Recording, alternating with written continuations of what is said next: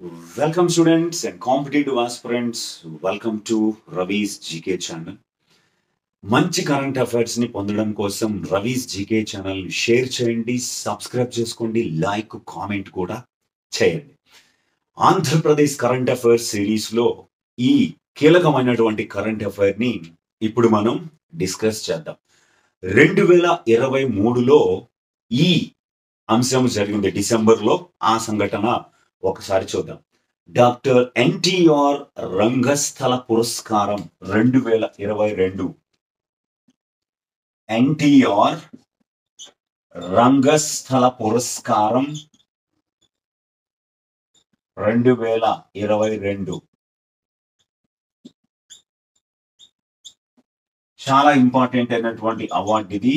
ఖచ్చితంగా క్వశ్చన్ వచ్చే అవకాశం ఉంది.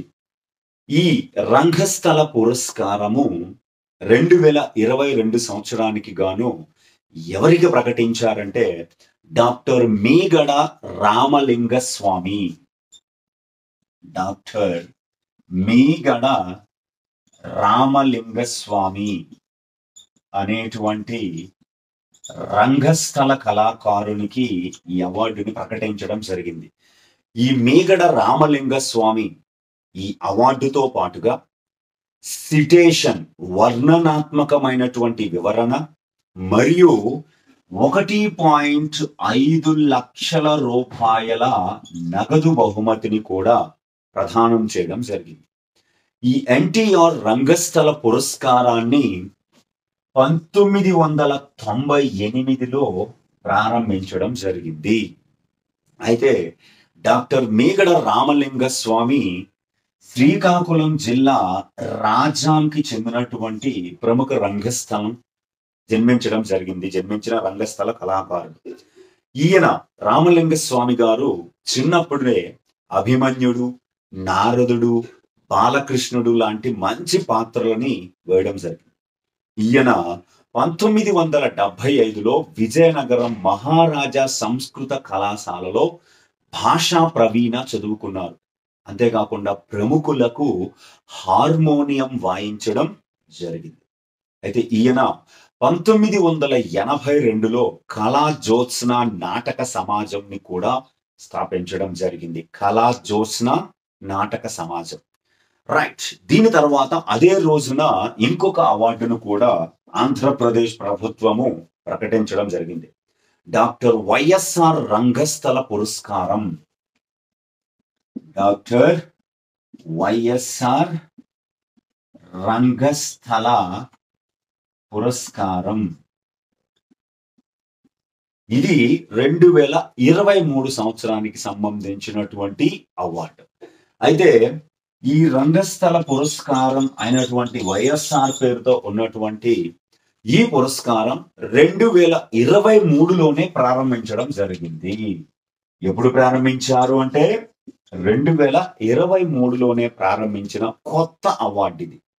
ఆంధ్రప్రదేశ్ ప్రభుత్వము ఈ అవార్డుని నాటక సమాజము లేదా నాటక పరిషత్తులకు ఇస్తారు. వ్యక్తులకి ఎవరికి ఇవ్వడం జరగదు. నాటక సమాజం లేదా నాటక పరిషత్కి ఇవ్వడం జరుగుతుంది.